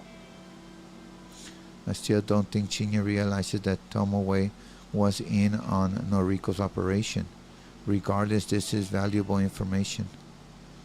Chances are good that Noriko and Tomoe spend a lot of time together at that factory, and that factory may very well be located in Shinokubo. I'll feed this information to Junpei and see what he makes of it. Perhaps he knows something I don't. Thanks for the info. That's enough for today. I'll contact you when I locate Noriko. Oh. Say, just one more thing. What is it? If you've been wanting to kill her, then why haven't you just called her and asked her to meet up with you? Yeah, that's what I was saying earlier on. I mean, Noriko called her. I mean, he thinks he's so clever. He thinks he has everything all worked out. He doesn't know Jack. It's not that easy. I need to find where she's living and running her operation from. Okay, so she needs to find out where she's living and where she runs her operation first. before murderizing her. I guess that's what she's referring I to. want to destroy everything involved with Corpse Girl. I want to burn her factory to the ground. Oh, okay. Okay. More lies on top of lies. I mean, Noriko doesn't have anything anymore. Kojiro's already dead. So she can't get any dead bodies anymore or whatnot. And she's fleeing from the law. So, I mean, I don't know what else there is to destroy. The truth of the matter is that Noriko knows perfectly well my intentions for her, even if she temporarily forgets it during moments of delirium. She would never agree to meet up with me. Not now. Well, no, not now. I mean, you told her straightforward that you were going to murder her. Things were different not so long ago, but I missed that opportunity. Noriko worked out my position in the human removal service. She figured out that I'm the herald, the one responsible for slicing and dicing. Also, Noriko did figure that out. She doesn't know that there's more than one herald, but that's irrelevant. And she doesn't know that I'm responsible for the mass of bodies littered across Tokyo thanks to Corpse Girl website. However, as long as she knows I'm a threat, she'll never agree to meet with me. How she came to the conclusion that I'm the enemy is beyond me. She's a sharp person, despite teetering on the edge of a total breakdown. It doesn't matter. The point is, I can't simply call and meet up with her. Besides, I actually do want to locate the factory just as much as I want to locate her. The factory is where I'll plant myself. It's where I'll start my life anew. It's where I'll grow and blossom into the new Corpse Girl once I take over Noriko's identity. Oh my goodness gracious. Shinya is contemplating my answer. It seems good enough for him. Fair enough. You want to see Corpse Girl completely and utterly defeated. I get that. That's your idea of justice. Sure. Agreeing with him will make this ordeal of a conversation end quicker. I'm going to get some rest. So... Okay. I understand. I'll take my leave. Call me when you locate Noriko, okay? yes. Lie. Farewell then. He makes his way to the door and doesn't take my eyes off of him until he... Okay. He makes his way to the door, and I don't take my eyes off of him until he disappears through the portal. When he's gone, I tiptoe towards the door and confirm it's fully closed. I make sure the door is snugly nestled in the wooden frame. I lock the door handle, then slide the deadbolt into place. The door is locked. But is it? The door is locked. I can't be certain. To my eyes that fail me on a daily basis, that betray my mind with illusions and phantoms, the door seems to be locked. But why should I trust my eyes? I don't trust anyone. Why should I trust parts of myself? I can't even see colors clearly, red, green, whatever. I can't see anything without the aid of glasses. The door has to be locked. It has to be. Otherwise, I won't be able to walk away. I won't be able to stop thinking about it until I come back and check again and again and again and again. The door is locked. Damn it, I said the door is locked. I turn away, take a deep breath, and then immediately turn back. The door is locked. The door is locked. I'm pretty sure the deadbolt is in place. It certainly looks in place. I'm so exhausted. I'm tired of the routine and rituals. Why can't I just walk away?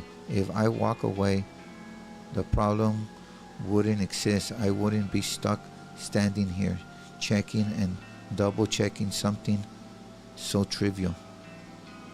If I could walk away, I wouldn't be so full of stress, so worked up about things that utterly don't matter.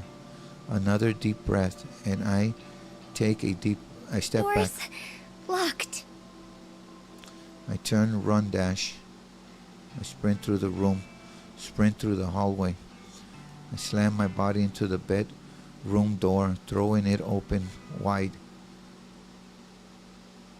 I collapse on my bed. I ignore the nagging in my brain telling me that the door is unlocked. I ignore it until it feels too real, and I have to scratch at my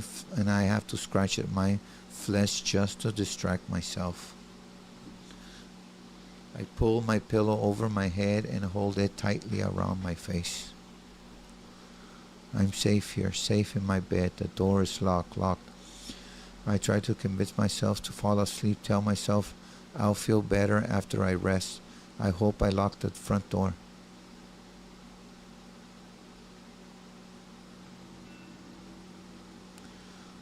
Wednesday? So yeah, I reckon I'll have some work for you soon. The other heralds have been keeping the numbers up. There just haven't been any requests for this area lately, you know? Yeah.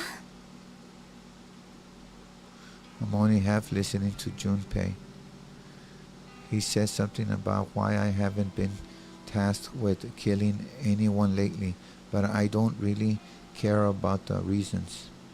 Junpei, the only one in contact with the leader of the human removal service, I just take orders like all of the other heralds. Not that I've met any of them. Every herald has their own district, their own turf. If a request comes through our website, it gets allocated to the herald closest to the victim.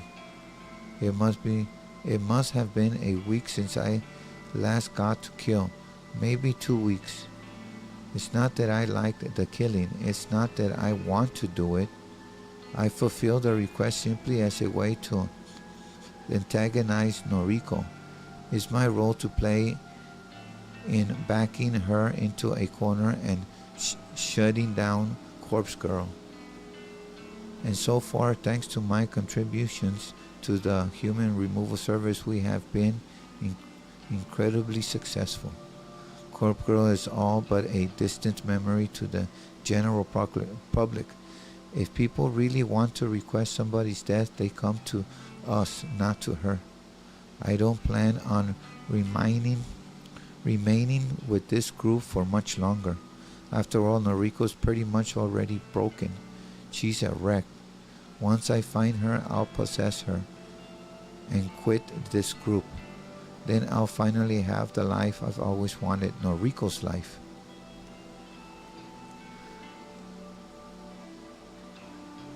I will resurrect Corpse Girl when I feel like it. I'll use my inside knowledge on the human removal service operation to bring them down myself. Oh my goodness. After that, I'll be able to spend my days in peace, living free of fear, finally comfortable in being the girl I want to be. I'll truly be Noriko. Yo, babe, you in there? Huh? I suppose I drifted too far away. I rub my eyes, look at Junpei, and flash him my sweetest fake smile. I'm okay. Sorry, Honey Bear. I'm very tired. Oh, don't sweat it. You want me to grab you a cup of coffee? That would be lovely. You always know how to make me feel better. Of course. I'm on it, babe. You wait right there. Junpei stumps away and heats behind the bar, leaving me alone in the empty section of the cafe. I take a seat on one of the cardboard boxes lining the wall. The box is solid thanks to being packed full of various canned drinks. The Maid Cafe belongs to us in the The Maid Cafe belongs to us in the early hours of the morning. The place doesn't open until noon, so there's no one here this early. I have my own key these days, regardless of whether or not I'm supposed to. Junpei suggested we use the place as a makeshift base of operation after I decided I was going to continue working here. That was some time ago now. Originally, I truly had planned to quit. I was going to go work with Noriko. My manager at the time used to drive me insane. I couldn't wait to get away. But after I killed him, things here weren't so bad. The new manager is great. He doesn't pressure me to work shifts I don't want to. He doesn't let customers take advantage of the staff. Neither the new manager nor the other staff members care that Junpei and I meet up down here. It's not like we leave any incriminating evidence behind either. It's simply an easy place for us to meet up and talk, since Junpei lives so far away from me. The added benefit is that we have access to cheap drinks and food thanks to my employee discount, so hanging out here is actually quite pleasant. I wait for a while longer for Junpei to return. I really could use a coffee right now. His return is heralded by the thump of heavy feet against the tile floor. Got you, fam. Junpei slides up to me and hands me my favorite drink, a tall iced coffee with an extra espresso shot and a dollop of ice cream. Oh, you're the best, baby. Wow, that drink does sound pretty good. Yeah, I know it.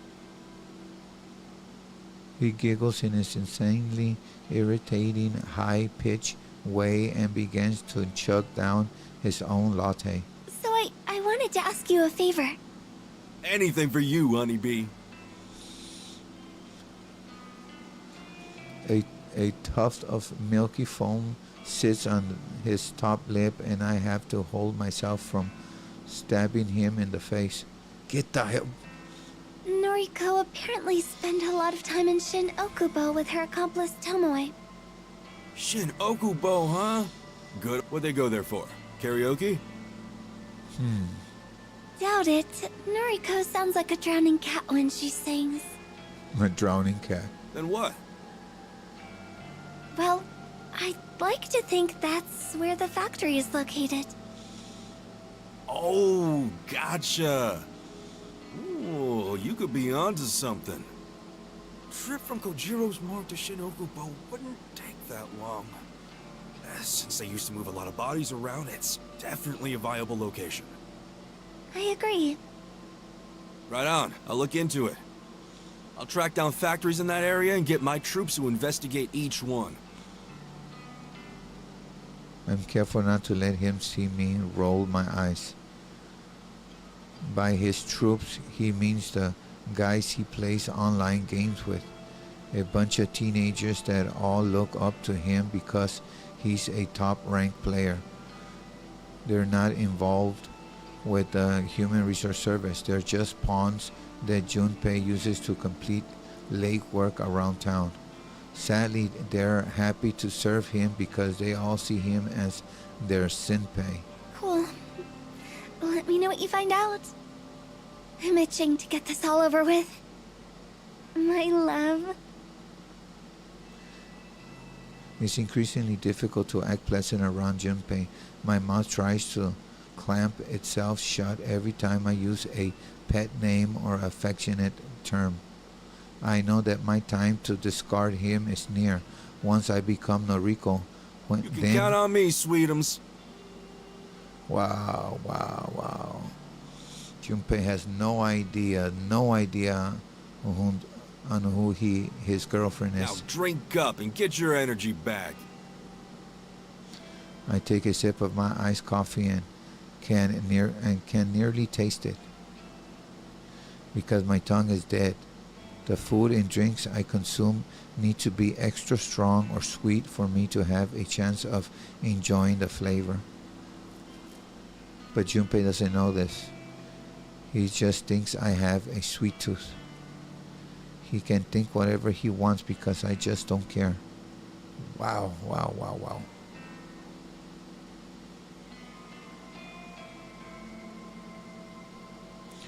Thursday. A message from Junpei arrives while I'm laying in the fetal position on my couch. Hey cutie, the guys checked out a bunch of factories yesterday. Got the location. Oh wow, you see that? I have to read the message twice to be sure my eyes aren't deceiving me like usual. Does he truly have the location I've been looking for? I take a climbing breath. I don't want to jump to conclusions, especially with something involving Junpei. He has the tendency to exaggerate and may just be trying to get me excited about some useless information. I send him a short reply requesting the info. I instantly receive a thumbs up emoji. Then the text box changes to an animated as Junpei composes his follow-up message. The wait is agonizing. If Junpei pulls through for me here, I might finally learn Noriko's location. If it all pans out, then everything could be over by tonight. It's hard to not get excited about the prospect. It's hard not to get ahead of myself. I could leave my death behind and never look back. I could become Noriko and live the happy life she has been keeping to herself all these years. Now remember guys, Noriko was definitely not living no damn happy life. So I don't know what's going on there. The message finally arrives on my screen. It's an address, not that I expected anything else. A street name and a factory number in the Shin-Okubo area. One more message from Junpei comes through. My guys saw a chick matching Noriko's description inside that factory. They thought she was a zombie. Ha! Go check it.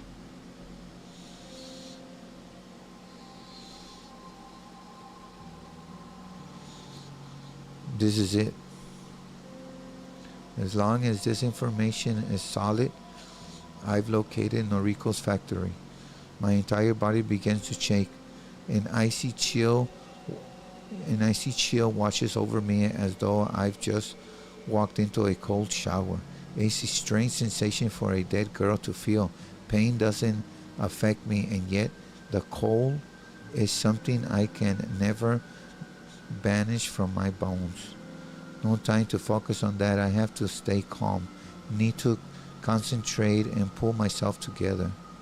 I launch myself up from the couch and collect the backpack hanging over the coat rack. I unzip it, run my hands through its contents, and convince myself that everything I need is within. Thanks for the like, guys. Respect. After swinging the bag over my shoulder, I throw open the apartment door and venture outside.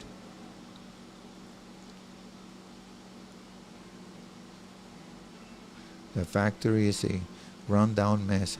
How anyone can live here is beyond me. I suppose I just have to find a way to make it feel like home.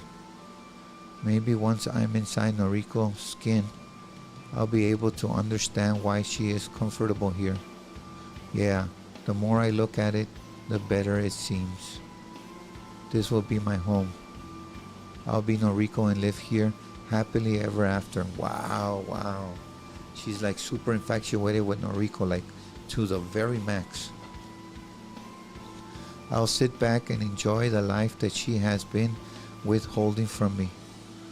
Firstly, I need to find somewhere to change my clothes. I can't kill someone if I'm wearing my nice dress. That's just not acceptable. I didn't consider changing at home, but then I would have scored funny looks from people on the train ride over here. It is strange that a dead girl fears entering a socially awkward situation. I always go out of my way to avoid uncomfortable situations. Perhaps that's just a remnant of my life I once knew. Something that I can't quite leave behind.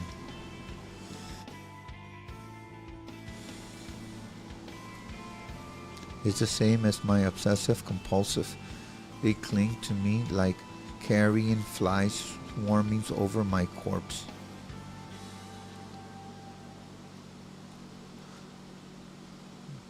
Like carrion flies swarming over my corpse. I shouldn't be worried about any of those things, but dead or not, my mind can't just discard the anxiety that shaped my entire life. Wait, what am I doing? Why am I tripping myself in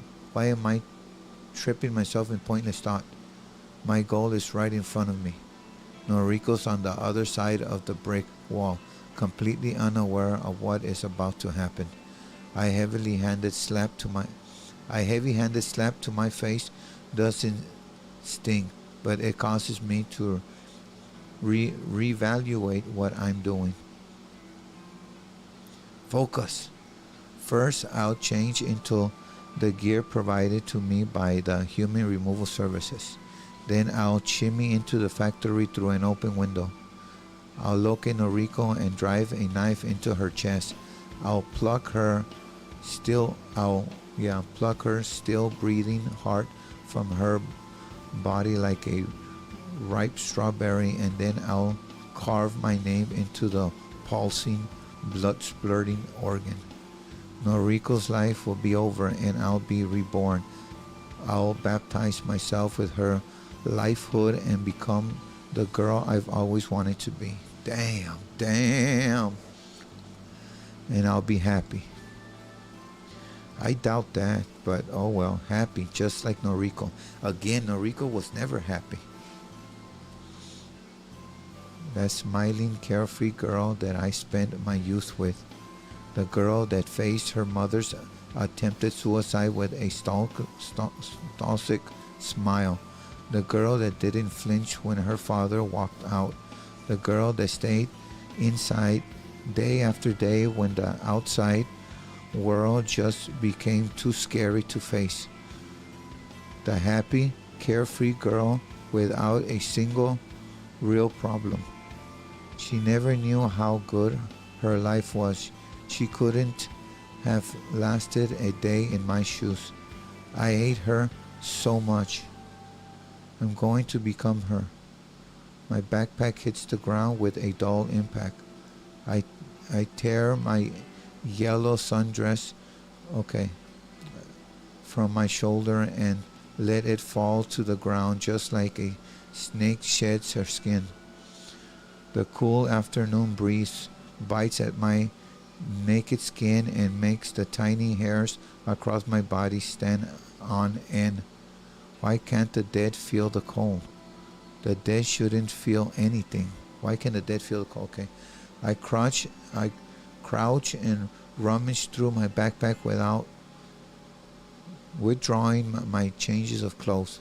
Slowly, calmly, deliberately, I dress myself in the dark gear that marks me as a herald, one of many. I notice the comforting weight of our knives. I notice the comforting weight of 4 knives concealed within my jacket, 1 in each sleeve and 2 against my chest. Wow, that's a lot of knives. It's important to be armed to the teeth. After donning over articles, I pulled a broad mask out of the bag.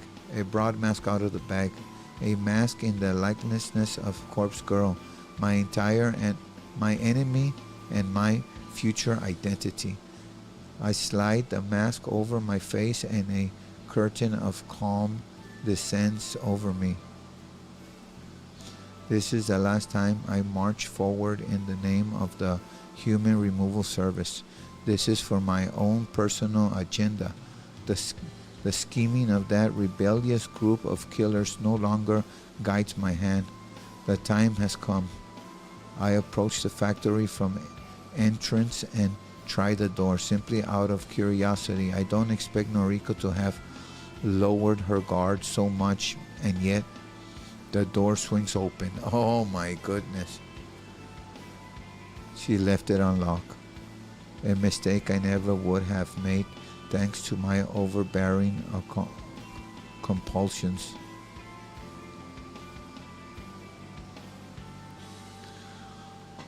This place reeks of death. If I wasn't so accustomed to the smell, I'd probably vomit. Do dead girls vomit? The dull, steady hum of an air conditioner registers in my consciousness but doesn't distract me from examining the surrounding. Countless empty body bags are strewn across the packed market concrete floor. Some are stained with brown blood and some are completely clean. A series of shelves, almost like warehouse racks, run along the walls and across the floor in haphazard patterns. Whoever planned this layout was out of their mind. However, this is home now. My home. Soon. Striding forward, I weave between shelves and step over discarded body bags. So far, there has been no indication of Noriko's presence. Still, I draw a knife from inside my sleeve so that it rests in the palm of my hand. The metal handle is cold. Cold. Why do I feel cold? The entire factory is like a freezer. How can Noriko live here? Hey. Oh no, there it is. My torso twists in reaction to the monotone syllable. The quick movement sends a shooting pain across my chest. Pain? It's you. And there she is. Oh my goodness, the confrontation. I wonder what's gonna happen. Hello, Harold. Aoi. It took me a while, but I figured out what your mask is supposed to be. It's like an artistic representation of Corpse Girl, right? The Corpse Girl mascot that appears on my website. Oh, that's true. Noriko flashes her phone at me and I glance at the website displayed. That's totally copyright infringement. Huh. Thanks for the like, guys. Respect. I don't know what to say to her. This isn't exactly how I imagined this encounter would play out. Why'd you fake Junpei Matsumoto's death? You know what I'm talking about, right? That time we met in the underground parking lot. You planted a look-alike corpse to fool us into thinking Junpei had died. Yep, she sure did. Total Corpse Girl move, by the way. Guess you stole that strategy from me, too. I sense a lawsuit. Right. She steps forward with a hand outstretched. Oh, shoot. I instinctively slash out with my knife and slash her wrist. But her hand comes to rest on my shoulder. The tiny nick from my inaccurate blade not even prompted a sprat of blood. Ouch! That stung a little. The warmth of her hand seeps into my shoulder. It's almost comforting. Aoi, I miss you. I really miss you. Can you take off the mask? Can we just talk?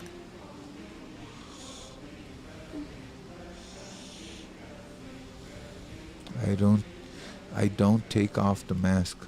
I don't know why I'm standing here listening to her. I don't know why her presence and her reassuring hand has caused me to lower my guard. She smiles. This is the happy, carefree Noriko I grew up with. You're so beautiful, Aoi. I'm really sad we can't be together. How are things with your boyfriend?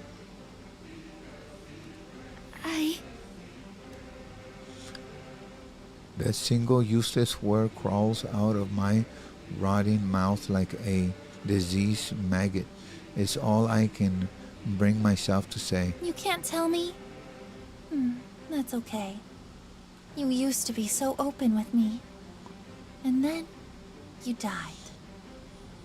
We tried to keep our friendship going after that, but we've never really been the same since then, have we? I hope you get the help you need, Aoi. I hope one day we can put all of this behind us. My fingers loosen, the grip on my knife weakening. It falls to the concrete ground. I don't need it anymore. I tense my arms and squeeze my hand together, desperately trying to crush Noriko's throat beneath my fingers. Her skin is warm and her flesh red as my grip tightens. She kicks against me, but the pain doesn't register. She's weak and frail.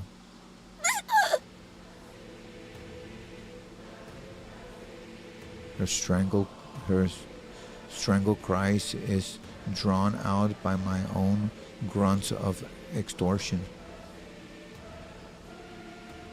Anemic fingers wipe at my arm constantly, only serving to irritate me. Anemic fingers. I could hold her neck in one hand and use my other to plunge a knife into her face. I could continue to strangle her until I crush her windpipe, or I could slash her stomach open and let her intestines spill out onto the ground. Goodness gracious. All of the options are appealing. All of the options can be put into motion within seconds. I take my right hand off her neck and slip it into my pocket, ready to pull out a knife. My left hand closes tightly on her neck, and Noriko closes the distance between us, causing my elbow to bend and allow her closer. Her forehead slams onto my own, and my neck recoils backwards. I'm falling to the ground, only able to blink once as I try to work out what just happened. She somehow summoned the strength to headbutt me. Frail, weak, ghostly Noriko. She actually stood up for herself. She actually struck the person she loves. I'm dazed, but ultimately uninjured. I didn't even feel the impact of my skull against the concrete when I landed flat on my back. Noriko tours over me and rubs her neck, her ragged breathing even louder than the thrumming air conditioning. Sorry, Aoi. I had to defend myself. Please, get up. Let's talk about things. She's still trying to talk to her, trying to reason with her, but I don't think there's any reasoning with Aoi. I get up. Oh, shit. I slip the knife into her side and feel it slide neatly between two of her ribs. Her taut, thin skin goes nothing to resist impalement. Noriko looks down at the wound and mumbles in surprise. I drive the knife in deeper, and with a flick of my wrist, I pulled it sideways, slashing her belly open wide. An arcing stream of blood sprays from the savage wound and forms a macabre rainbow before me. Noriko coughs and gasps as she frantically tries to stem the tide of blood from her hands. Damn it! Corpse Girl will She falls to her knee. get at you. Corpse Girl will get you, that's what she says. Her empty threats fall with her, and her face slams into the concrete. Noriko Kusunawi is dead. Using the very same knife that slashed her open, I cut along the seams of my jacket and skirt. I strip myself down with the blade until I'm standing cold and naked in the factory. It doesn't take long to strip Noriko down as well, but I am extra careful with her clothes, and I don't use the knife this time. I simply pull her dress up and over her until it slides free from her motionless body. I hold the dress up against me, letting it pressed against my own form. I looked down and admired the sight of myself, imagining what I'll look like when I wear it. I can finally become Noriko. I can wear her clothes, live in her factory, talk to her friends, work at her office. No, you can't. You can't do any of that. You can wear her clothes, but no. I can do all the things that she loved to do, all the things that made her happy. Again, Corpse Girl Noriko was not a happy person to begin with. I slipped the dress over my head and forced my arms through the sleeves. It's a little long, but overall it fits me nicely. I'm Noriko Kurosawa. So I guess that makes her the new Corpse Girl.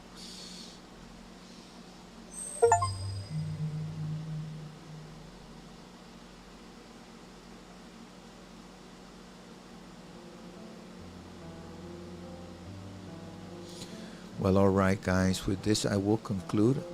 Tune in till next time, where we will continue where we're at. A whole lot has happened without a doubt, and I look forward to continuing the visual novel. Thank you guys for the support. Much love and respect to each and every one of you. Later days, guys. Respect, respect.